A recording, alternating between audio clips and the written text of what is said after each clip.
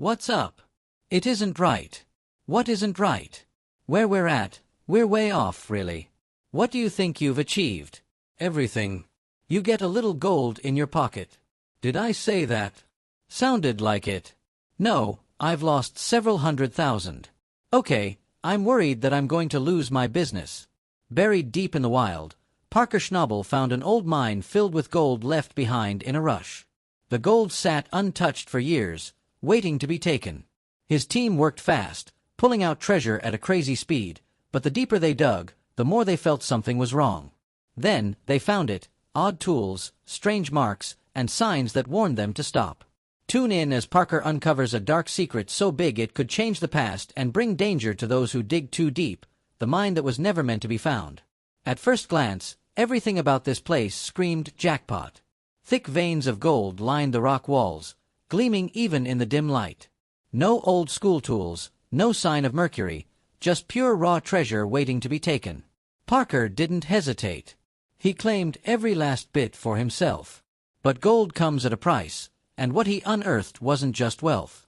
It was a mystery wrapped in danger.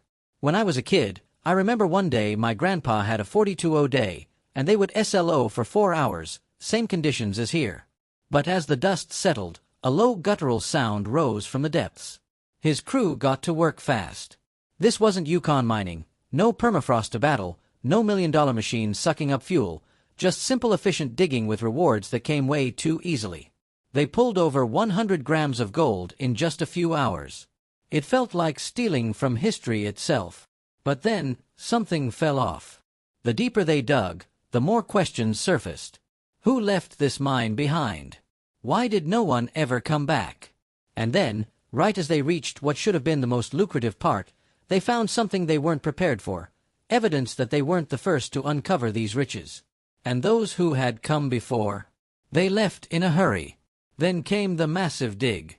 Another miner in the area, desperate to hit the bedrock, had been working for weeks, pouring everything he had into a single hole, a hole that kept sucking up money faster than it gave back gold. It was a high-stakes gamble, the kind Parker knew all too well. He watched closely, knowing how easily fortunes could flip from rich to ruin. But here's the kicker. The deeper Parker's team went, the clearer it became that this wasn't just an abandoned mine. It was a time capsule frozen in history. The rock formations didn't line up with modern geological maps. The tools they found were too advanced for the period. Someone had been here before, and they had left something behind, something more valuable than gold. Kano's team, the other miner on site, was just as desperate. If they could pull 5 or 6 kilos of gold in one haul, they'd be set. But it was never just about the money. It was about the chase, the thrill of knowing that something massive was just within reach. I'm amazed at the pans we had further downstream. We spent millions of dollars stripping to get to ground like that, and they're just scooping it up off the side of the riverbank. Crazy.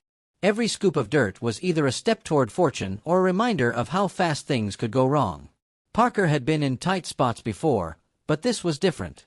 There was an energy in that mine, something that whispered of past miners who had tried and failed. Yet, with every passing hour, his instincts told him to keep going. Because what if this was the one? What if this was the site that could make history? The ground got more unstable the deeper they dug, the closer they got to something that had been waiting beneath the surface for centuries. And then, they hit the bedrock, the final layer before either striking it rich or walking away empty-handed. This was it. And there it was, gold. More than they had expected, more than any mine in the area had produced in decades. But the real discovery, it wasn't just the gold. It was what they found alongside it, artifacts, markings that didn't belong to any known mining operation. Someone had been here before, long before modern miners ever set foot in this land, and they had left behind a secret that Parker wasn't sure he wanted to uncover. With riches in hand, Parker had a choice to make: take the gold and walk away, or keep digging, keep risking, and chase something even bigger. He'd spent his whole life mining, but some treasures aren't meant to be found. Some discoveries rewrite history, and some mines are abandoned for a reason. Tensions grew among the crew. Some wanted to report the find immediately, to hand it over to historians and archaeologists who could properly document what they were seeing. Others wanted to keep going to see how deep the mystery ran, to extract every bit of wealth and knowledge this place had to offer. Parker, torn between the thrill of discovery and the weight of responsibility, had to make a decision fast. Time was running out. Then came the first real setback. The deeper they dug, the more unstable the ground became. The ancient supports holding up the tunnels were not built for modern excavation. Cracks ran through the walls, dust filled the air, and then, a collapse. A portion of the mine caved in, sealing off part of their path and forcing them to rethink their entire approach. They were dealing with something more than just old rock and dirt. They were fighting against time itself, against the very earth that had hidden these secrets for centuries. By now, Parker wasn't sure if they were digging for gold or for answers. His crew, exhausted and on edge, kept working, each of them knowing they were part of something far bigger than they had signed up for. But the question lingered in the back of everyone's mind. Were they prepared for what they were about to find? Days turned into weeks. Every ounce of gold they pulled out of the mine was another reminder of how much was at stake. The artifacts, carefully documented but never fully understood, raised more questions than they answered. And then, just as they were about to wrap up, they hit something they never expected, a chamber, sealed off from the rest of the mine, untouched, disturbed, waiting. What they found inside changed everything. This was more than a gold mine. This was something ancient, something lost to time. And Parker knew in that moment that he had a choice: take the gold and leave, or step into the unknown and uncover the truth buried beneath the surface. Mining isn't just about gold. It's a fight to stay on top, the battle for mining supremacy. Back in the early days, Todd Hoffman and his crew stormed into the gold mining scene with more enthusiasm than sense. They barely scraped together 15 ounces of gold, which wasn't even close to the big payday they dreamed of. That first season was brutal. No experience, bad luck, and a whole lot of reality checks. But instead of quitting, they doubled down, ready to risk everything again. I thought we were done, looking like idiots. But nope, we still got a little bit of that to go on. Their journey to become miners hit like a sledgehammer. Just when the Hoffmans thought they were getting the hang of it, they lost their claim at Porcupine Creek. Dakota Fred Hurt swooped in, took over, and basically kicked them to the curb. Instead of licking their wounds, they hustled to Quartz Creek and clawed out nearly 100 ounces of gold. Meanwhile, a teenage upstart named Parker Schnabel was making moves at Big Nugget Mine, showing up the veterans and proving he wasn't just a kid playing in the dirt. The Hoffmans weren't messing around anymore. They pulled in over 800 ounces, a massive leap from their rookie year. Parker, still sharpening his skills, managed nearly 200 ounces. This wasn't just about luck anymore. It was about strategy, grit, and knowing when to take risks. The competition was officially on. Parker, no longer content with playing it safe, pushed himself to haul in over 1,000 ounces. He was making a statement. Todd Hoffman and his crew had their best haul yet, but their numbers were starting to look small next to Parker's rise. The pressure to perform was starting to feel heavier, and the rivalry was no longer just friendly competition. Parker shattered expectations with more than 2,500 ounces. The Hoffmans, refusing to be left in the dust, racked in nearly 1,400 ounces. The battle lines had been drawn, and the days of amateur mining were long gone. Every single decision mattered now.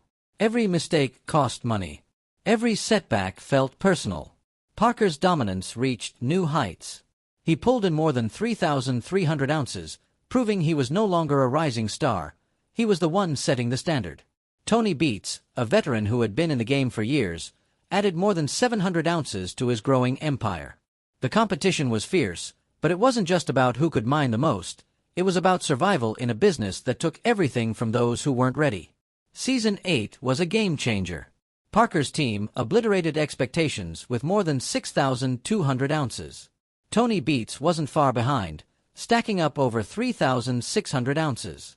The scale of these operations had grown into something unimaginable. What started as a handful of guys with shovels had turned into multi-million-dollar mining empires, and the pressure to keep performing was relentless. Parker's team shattered more records, pulling in over 7,400 ounces, proving once again that he was the undisputed leader in the game. Tony Beets followed with more than 4,000 ounces, keeping the fight alive. These weren't just numbers, they were statements of power. The gold was flowing, but the stress was mounting, and the cracks were starting to show. Season 9 came with new challenges, but the results spoke for themselves.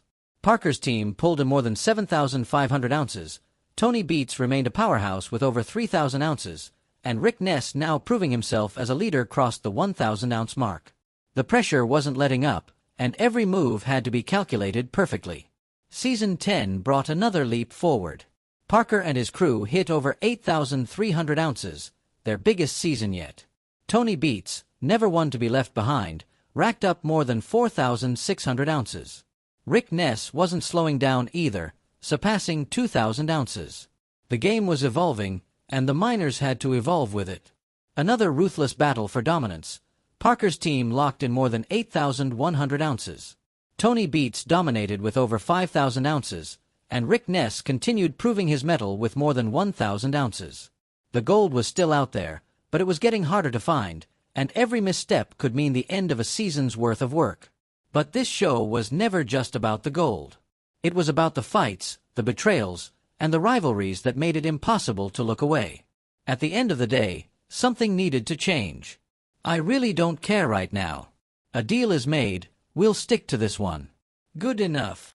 These miners weren't just chasing treasure, they were fighting for pride, for respect, and for the right to call themselves the best. Jim Dorsey and Greg Rumberg's fight in Season 1 was just the beginning. When the gold wasn't coming and patience wore thin, tempers exploded. Dorsey couldn't take it anymore and finally snapped. Rumberg wasn't backing down, and before long, fists were flying. Dorsey left for good, but the rest of the crew made sure he wouldn't forget them. They tore down his cabin in a final act of frustration. Another unforgettable clash. Dave Turin and Trey Polson had always butted heads, but splitting into separate teams turned their rivalry toxic. Turin's side struggled, while Polson's team hit gold. The frustration boiled over into an all-out fight. Turin took the worst of it and walked away, leaving the Hoffman crew forever. This wasn't just about the gold anymore. This was personal.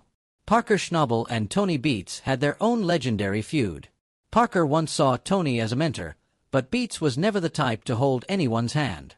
When Tony shut down Parker's wash plant, Parker retaliated in the only way he knew how, by dumping dirt on Tony's land. It was a warning shot, a sign that Parker wasn't going to roll over and let the old guard push him around. There was another explosive moment when Foreman Kendall Madden called out Johnny Stan for slacking off, and the confrontation spiraled fast. Stan wasn't about to take the criticism lying down, and the fight nearly derailed the entire operation. Madden later tried to smooth things over, but the damage had already been done. The deeper Parker dug, the stranger things got. He could take the gold and leave, a buried fortune, hidden truths. Nobody knew this mine existed, at least not in recent history. It was buried under layers of time, hidden behind a jungle of overgrown trees and thick brush. Most people would have walked right past it. But not Parker. His instincts told him to stop, to take a closer look. And when he finally cleared the entrance and stepped inside, what he saw sent shivers down his spine. Of course, Parker wasn't about to let an opportunity like this slip away. He rallied his crew, got the gear in, and started digging. And the payoff? Massive.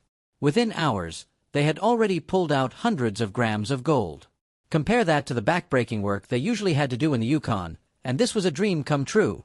No frozen ground, no fuel-burning machinery, just pickaxes, shovels, and instant reward. But then the questions started creeping in. Why had this place been abandoned? Who walked away from a literal gold mine? And why were there strange relics scattered?